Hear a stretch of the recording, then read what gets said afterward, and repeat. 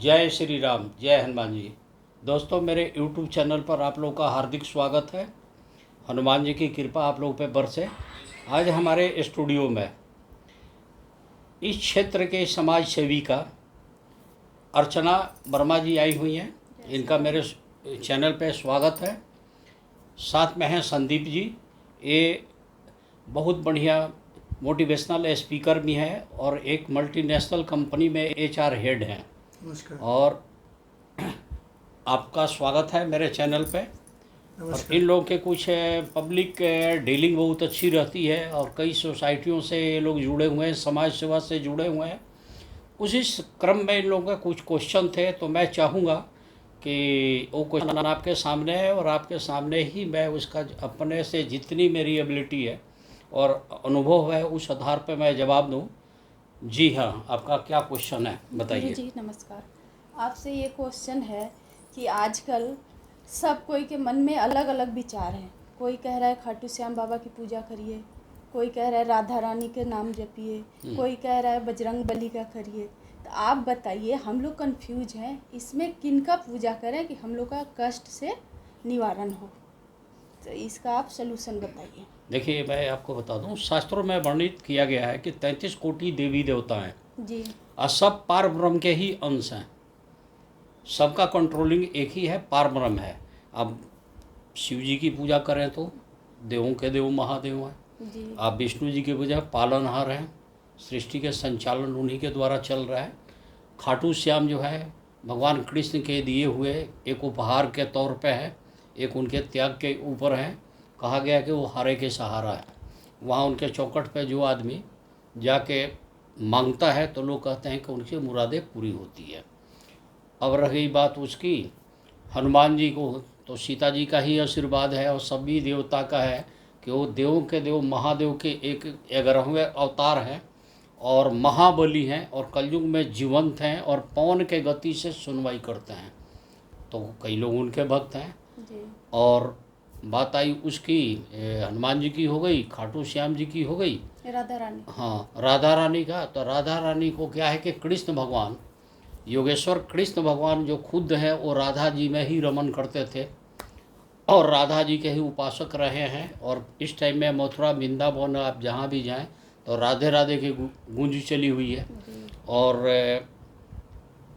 एक बहुत बड़े संत हैं आजकल काफ़ी फेमस है, प्रेमानंद महाराज जी।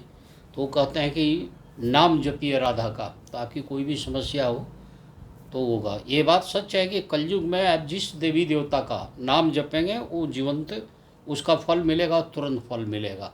यज्ञ करना कोई बहुत बड़ा ज़रूरत नहीं है, व्रत करना ज़रूरत नहीं है, बहुत बड़ा तपस्या अगर नहीं है कर सकता है कोई साधु के रूप में। तो एक कलयुग है। इस टाइम में हर आदमी अपनी रोजी रोटी जीविका में बिजी है, तो वो जाप कर सकता है। मन से जाप करे, बोल के चले, मानस जाप करे या माला लेके करे। जी, अब आपको सवाल बताएं। आचार्य जी, मैं समाज से काफ़ी जुड़ा हूँ और कई वर्गों के साथ अलग अलग जो इनकी भावनाएं हैं उसको लेकर के हमेशा कुछ न कुछ क्वेश्चंस रहते हैं लोगों के। तो जैसे सोशल मीडिया पे आजकल काफ़ी चलन हो गया है कि 2025 हनुमान जी को विशेष तौर पर आती है न्यूज़ की हनुमान जी की पूजा करने से आपको शक्ति मिलेगा और दुख निवारण मिलेगा। तो ये क्या हर वर्ष की राशि और उसके हिसाब से ही पूजा करना चाहिए या फिर अपने जो आपकी मन की जो इच्छा है उसके हिसाब से आपको करनी चाहिए? देखिए, इसमें काफ़ी कॉन्ट्रडिक्शन भी है। आपको मैं बता दूं, न्यूमरोलॉजी के हिसाब से चले तो ये साल का जो अंक है वो मंगल का है। तो मंगल के स्वामी हनुमान जी बनते हैं। तो हनुमान जी की पूजा आराधना करने से ज़्यादा लाभ मिलता है, ये न्यूमरोलॉजी बोलता है। वैदिक साहित्य की जहाँ तक बात है तो मैं बता दूं, हर आदमी के राशि अलग अलग है, उसके राशि का स्वामी अलग अलग है। हर आदमी का लगन का स्वामी अलग अलग है। हर आदमी का इष्ट देव अलग अलग है। हर आदमी अलग अलग गुरुओं के शिष्य है। तो गुरु लोग कहते हैं कि आप ये वाला नाम जपो, गुरु का दिया हुआ नाम जपो। एक जगह साहित्य में वर्णन आती है कि इष्ट देव का पूजा करने से इष्ट देवी इष्ट देवता का आपका जल्दी सुनवाई हो जाता है, ये भी बात आती है। अब है कि एक होती है इष्ट देव, एक होता है आराध्य देव, ये भी अंतर समझ जाइए। इष्ट देव जो होता है आपके कुंडली में जन्म से फिक्स होके आ जाता है बाय बर्थ, कि आपके इष्ट देव, आप इस राशि इस लगन में पैदा हुए तो आपके इष्ट देव ये हैं, वो कभी चेंज नहीं होगा। तो कहा गया है कि सबसे पहले घर में दिया जलाता है तब मंदिर में आदमी जाता है, तो इष्ट देव का स्मरण तो जरूर होना चाहिए, उनकी पूजा होना चाहिए। अब इसकी बात आ गई कि आराध्य देव, आपका अगर दिल रम गया काली जी पे तो दिल से काली जी का ही उपासना कीजिए। आपका दिल आ गया खाटू श्याम पे तो खाटू श्याम जी का उपासना कीजिए। कृष्ण भगवान के ऊपर आ गया तो कृष्ण भगवान का उपासना कीजिए। राधा रानी के ऊपर आ गया राधा रानी का कीजिए, या बजरंगबली हनुमान जी का कीजिए। इसमें कोई रिस्ट्रिक्शन नहीं है, ये आपके मन की श्रद्धा भक्ति भाव से है, भाव की ऊर्जा इसमें जुड़ी रहती है और फल वही मिलेगा। गणेश जी के जो उपासक हैं, गणेश जी की वंदना करते हैं, ओम गंग गणपते नमः मंत्र का जाप करते हैं गणेश जी का, अर्थशीर्ष का पाठ करते हैं, तो उनको भी वही शक्ति मिलती है। लक्ष्मी जी के भक्त हैं वो उनके करते हैं। देवों के देव महादेव शिव शंकर के जो उपासना करते हैं उनका भी ये है। बात आई, क्वेश्चन आपका ये था कि जल्दी कौन सुनवाई करे, आपकी समस्याओं का सबसे ज़्यादा सुनवाई करे। तो इस टाइम में जो प्रचलन में जो चल रहा है कि आपकी कम मेहनत में कम समय में, तो ये 3 देवी देवता को पकड़ लीजिए, राधा रानी पकड़ लीजिए, हनुमान जी को पकड़ लीजिए, या उनको पकड़ लीजिए खाटू श्याम की, ये चीज़ है। अब जगह जगह क्षेत्र की अलग अलग भी मान्यता है। आप उज्जैन साइड में जाइए तो हर आदमी कहेगा जय महाकाल जय महाकाल जय महाकाल। जैसे आप जाते हैं ना गंगा सागर तो लोग बोलते हैं सारे तीर्थ बार बार गंगा सागर एक बार। तो ये जगह की प्रचार करने का भी एक तरीका मान लीजिए। बंगाल में जाइए तो वहाँ पे शक्ति रूपी माता का, हाँ वो तो सब जगह का अलग अलग है। अब जैसे हमारे क्षेत्र में जाइए तो थावे भवानी का चलता है, दुर्गा माता का ही रूप है, वो माता का ही रूप है। तो इसलिए ये आपकी मन की श्रद्धा है कि आपके साथ है। हाँ, इस टाइम में ये राधे राधे जपने की सबसे ज़्यादा जो वो आगे बढ़ाए हैं जो गुरु महाराज जी, तो क्या आप देखेंगे कि बहुत लोग गलत आचरण छोड़ के असत्य कर्म पर ज़्यादा जा रहे हैं। बहुत बढ़िया बढ़िया लोग, हाईली क्वालिफाइड लोग उनके साथ हैं। क्या नाम है उनका? प्रेमानंद जी महाराज जी के साथ ये भी देखने को है। और जो हनुमान जी के भक्त हैं वो एकदम सदाचारी चाहिए, ब्रह्मचारी भी चाहिए, लहसुन प्याज भी नहीं खाना चाहिए, किसी तरह के नशा वगैरह न करे। तो इस तरह की काफ़ी दिक्कत है। अब आदमी सबसे ज़्यादा सूटेबल कौन सा है वो उसको खुद चूज करना है कि उसकी भक्ति, लेकिन वो अपना इष्ट को नहीं भूलेगा। इष्ट को करे। राशि स्वामी के समय समय पर उपचार करना पड़ता है। वो एस्ट्रोलॉजर बताते हैं कि आज आप पे शनि आ गया तो ढैया आ गया तो राहु की दशा चल रही है, वो अपना करा दे। उसकी कोई भी समस्या है तो उसका रेमेडीज तो करे। आप शक्ति ले, भगवान का आशीर्वाद ले, तो उसके लिए आप किसी एक को पकड़ लीजिए जिस पे आपकी आस्था है, लेकिन वो बार बार नहीं बदलना चाहिए। आराध्य देवता भी बार बार नहीं बदलना चाहिए। जी, और बताइए आपका कोई क्वेश्चन?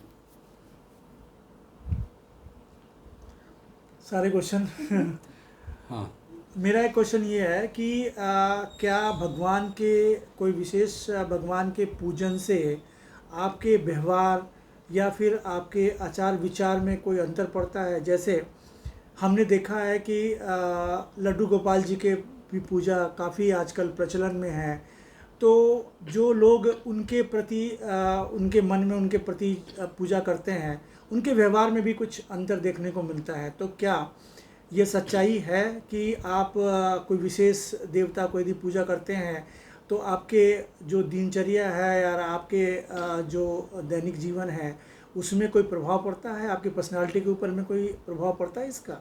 हाँ जी, अब सुनिए, इस सवाल का जवाब मैं यूँ दूँगा कि डीप साहित्य में घुसेंगे तो देवताओं का भी डिपार्टमेंट बटा हुआ है।